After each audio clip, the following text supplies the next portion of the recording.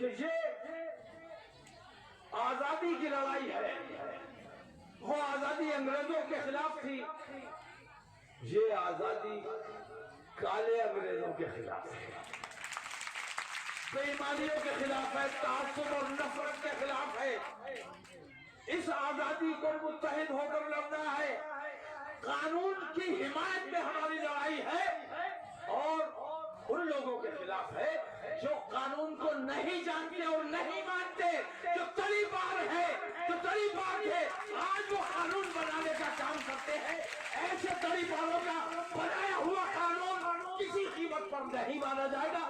ہم قانون کے اپنے دیش کے سنویدھان کی حمایت میں اٹھے ہیں، اس لیے میں آپ لوگوں کو یہ سمجھانے اور بتانے آیا ہوں کہ کسی بھی قیمت پر قانون کو اپنے ہاتھوں میں نہیں لینا ہے۔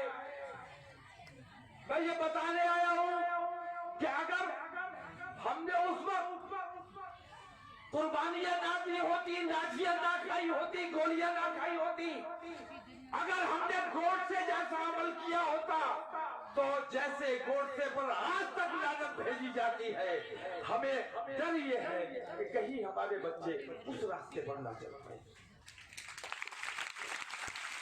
میں نے ابھی سن گیا تھا، مجھ سے لوگوں نے کہا کہ کچھ جواب دیجیے ان کی باتوں کا، میں نے کہا میں نہیں دوں گا۔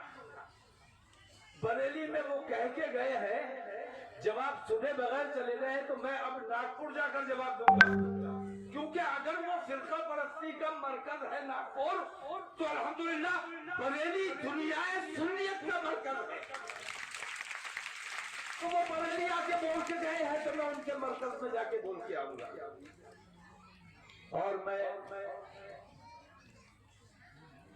تھوڑی تفصیل ہو رہی ہے، میں ابھی ایک صحافی پوچھ رہے تھے کہ اتنے لوگوں پر مقدمہ لگا دیا، اتنے لوگوں کو نوٹس بھیج دیا، ان لوگوں کو نوٹس بھیج کر تم اپنی قبر کھودنے کا کام کر رہے ہو، کیونکہ یہ ان بچوں کو آتنکواد کے راہ پہ روکنے کا کام کر رہے ہیں۔ اگر یہ اپنا کام کرنے میں کوتاہی کر جائیں گے تو ہمارے بچے تمہارا جینا حرام کر دیں گے۔ جو یہاں صبر و سکون کے ساتھ بیٹھے ہیں، قانون کی حفاظت ہماری ذمہ داری ہے۔ ہم اپنے بچوں کو کسی بھی قیمت پر آتنکواد کی راہ پر نہیں جانے دیں گے۔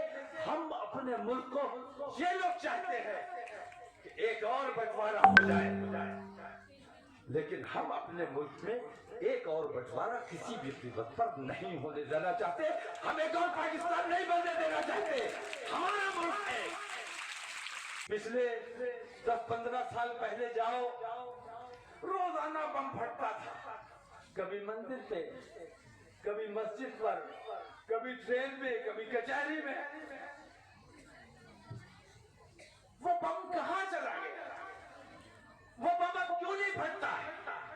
اپنے ہندو بھائیوں سے کہتا ہوں ذرا غور کرو، وہ بم اب کیوں نہیں چل رہا ہے؟ وہ آتنکواد اب کہاں چلا گیا؟